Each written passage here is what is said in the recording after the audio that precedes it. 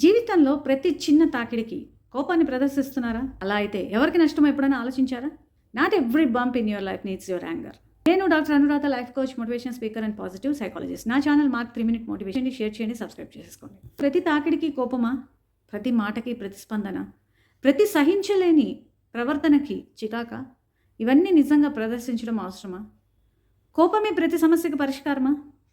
ఇలా కోపాన్ని కంట్రోల్ చేసుకోలేక కోపంతో ప్రతి వాళ్ళ మీద చికాకు పడేవారి కోసమే ఈ కథ. తప్పకుండా విని తీరాలి. అనగనగా ఒక ఊళ్ళో ఒక మాంక్ ఉంటాడు.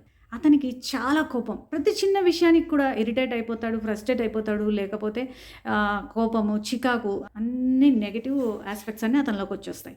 సో ఇలా ఉంటే ఒకరోజు అతను గురువుగారిని అడిగాడు, గురుగారు మీరు ఎందుకు ఇంత ప్రశాంతంగా ఉంటారు, ఎలా ఉండగలుగుతారు? అప్పుడు గురువుగారు, నాయన నీ కోపం తగ్గించుకోవడానికి నేను ఒక మంచి మార్గం చెప్తాను. నువ్వు ఫస్ట్ లైఫ్లో మెడిటేషన్ చెయ్యి. ఒక విషయాన్ని మీద నీ యొక్క మనసు, బ్రెయిన్ అన్ని లగ్నం చేయి, మెడిటేషన్ చేసుకో. అది తప్పకుండా నీకు మంచి చేస్తుంది. ప్రయత్నం చేసి చూడు, నష్టమేముంది అంటాడు. సరే ఇతను అనుకుంటాడు, సరే గురువుగారు చెప్పారు కదా, సరే మనం వెళ్ళి ఎక్కడైనా ఒక మంచి ప్లేస్ చూసుకొని మెడిటేషన్ చేసుకుందాం అనుకుంటాడు. ఇతనికి అసలే కోపమాయ. ఎక్కడికి వెళ్ళినా అక్కడ అదిగో ఆ శబ్దాలు వస్తున్నాయి, ఇక్కడ ఈ శబ్దాలు వస్తున్నాయి, చిచి అనుకుంటాడు, చికాకు పడతాడు, తన మీద తనే కోపడుకుంటాడు. ఇలా కాదని ఒకరోజు అలా పోతుంటే ఒక చిన్న నది కనపడుతుంది. ఇది నాకు సరైన ప్లేసు అని చెప్పి ఆ నదిలో ఒక బోట్ వేసుకొని మెల్లగా కొంత దూరం వరకు వెళ్తాడు. వెళ్ళి అబ్బా ఇక్కడ చాలా ప్రశాంతంగా ఉంది అని చెప్పి కళ్ళు మూసుకొని మెడిటేషన్ చేయడం స్టార్ట్ చేస్తాడు. కొద్దిసేపు బాగానే నడిచింది, మెడిటేషన్ చేస్తున్నాడు. ఇంతలో ఒక పెద్ద దబ్బ అని ఒక శబ్దం అనమాట. నా మెడిటేషన్ పాడు చేస్తాడు ఇతను ఎవరో అని చెప్పి కోపపట్టడానికి వెంటనే ఇలా వెనక్కి తిరిగి చూస్తాడు. ఎవడో గుద్దేశాడు నన్ను అనుకోని.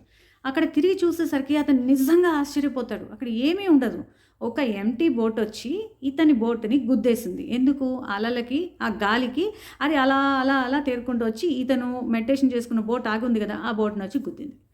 ఇతను అనుకుంటాడు, అర్రే నేను ఎవరో మనిషి అనుకున్నాను, ఇక్కడ ఏమీ లేదే అని చెప్పి అనుకుంటాడు. అప్పుడు అతనికి ఒక విషయం అర్థమైంది. మనలో కోపాన్ని, ఫ్రస్ట్రేషన్ని రగిల్చేటటువంటి ఈ విషయాలన్నీ కూడా ఆ ఖాళీ పడవ లాంటివే. అంటే అక్కడ ఏమీ కారణం లేదు, మనమే అన్నెసరీగా మనలోని కోపాన్ని, క్రోధాన్ని, ఇరిటేషన్ని, ఫ్రస్ట్రేషన్ని బయటికి తీసుకొస్తున్నాము అని. జీవితంలో ప్రతి విషయాన్ని మనం చాలా వ్యక్తిగతంగా తీసేసుకొని వాటన్నిటికీ రియాక్ట్ అవ్వాల్సిన పని లేదు అని అతను అర్థం చేసుకుంటాడు. Don't take anything personally and not every bump in your life needs your anger.